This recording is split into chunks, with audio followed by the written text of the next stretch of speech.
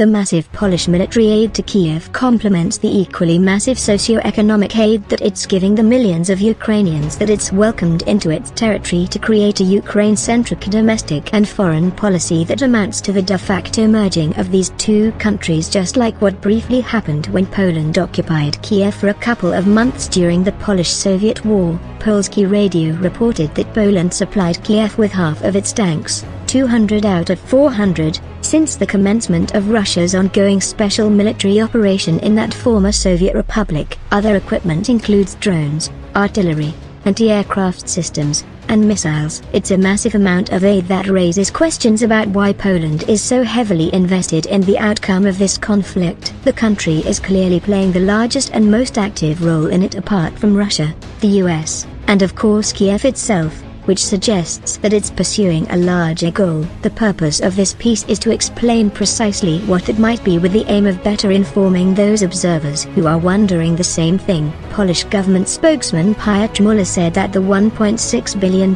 worth of weapons that Warsaw admitted to sending Kiev was to defend Ukrainian, Polish and European sovereignty. From Poland's perspective, US-led NATO's proxy war on Russia through Ukraine is a matter of sovereignty for it, which isn't surprising. This Central European country and aspiring regional leader has always viewed Ukraine as falling within its sphere of influence, which is one of the reasons why Russian spy chief Sergey Naryshkin's warning last week that it's plotting to occupy and annex Western Ukraine should be considered credible, even if it's not in Poland's objective interests to do so, as was argued. The ruling Law Justice Party is openly Russophobic and actually boasted about this in late March when Prime Minister Mateusz Morawiecki proudly claimed that his country set the global standard for this form of fascism. Grey Cardinal Jarosław Kaczynski is pathologically Russophobic since he clings to the conspiracy theory that Russia killed his brother, former President Lech Kaczynski, during the 2010 Smolensk plane crash tragedy, despite there being no evidence of this. Under such leadership,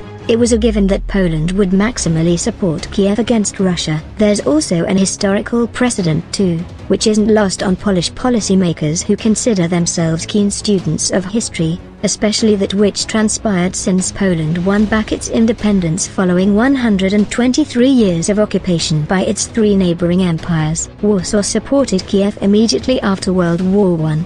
In its war against revolutionary Russia that eventually evolved into what became the Polish-Soviet War that culminated in the so-called Miracle on the Vistula. Following that conflict, Western Ukraine was incorporated into the Second Polish Republic with the West's approval, despite the USSR claiming it as its own due to its connection with ancient Kievan Rus. Going back even further, Ukraine was a battleground between the Polish-Lithuanian Commonwealth and the Russian Empire centuries ago too, so contemporary Poland's participation in US-led NATO's proxy war on Russia through that country actually follows an historical logic from Warsaw's perspective. Returning to the present day, the Russophobic Polish leadership seems to have convinced itself that their hard-earned independence can only be defended through achieving the greatest strategic depth possible in Ukraine, which also extends credence to Naryshkin's warning about Poland's potential plot to annex Western Ukraine. The problem with that logic, however, is that there's no contemporary basis for it after Poland joined NATO and came under the US nuclear umbrella. There is absolutely no realistic scenario where the US would idly stand by if Russia commenced military action against its regional ally. All parties understand that it would likely lead to a nuclear exchange between those two great powers and thus probably end life on Earth as everyone knows it when all's said and done. Poland therefore doesn't need to achieve any strategic depth in Ukraine through military means, but attempting to do so plays into ultranationalist historical political fantasies of restoring its long-lost regional empire at Russia's expense. About that,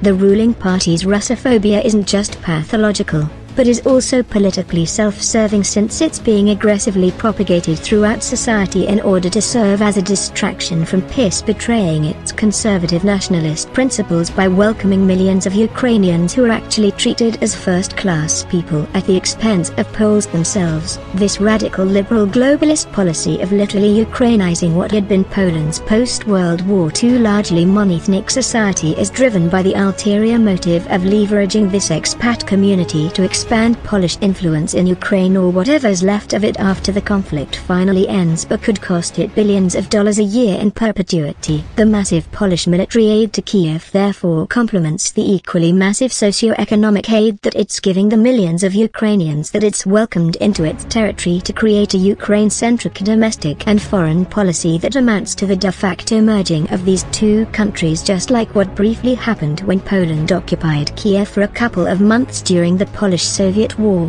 While the Polish leadership seems to sincerely regard this as a so-called proactively defensive policy, it can also be described by critics as regionally hegemonic. In any case, it's costing the Polish people the entire post-World War II fabric of their society and an increasingly large amount of their country's budget. Ukraine is essentially becoming a Polish client state that's also backed up by NATO, which supports this scenario since its American leader regards it as sharing the burden of regional leadership in their joint proxy war on Russia through that country. What's so controversial about this grand strategy is that the same Polish people who it's most directly affecting in socio-economic and possibly soon political ways weren't ever asked whether they wanted to share this burden. Many sincerely sympathize with Ukrainians and Kiev's military cause, but it remains unclear whether they want to continue having their taxes subsidizing the millions of refugees in their country, arming Kiev, and likely rebuilding Ukraine.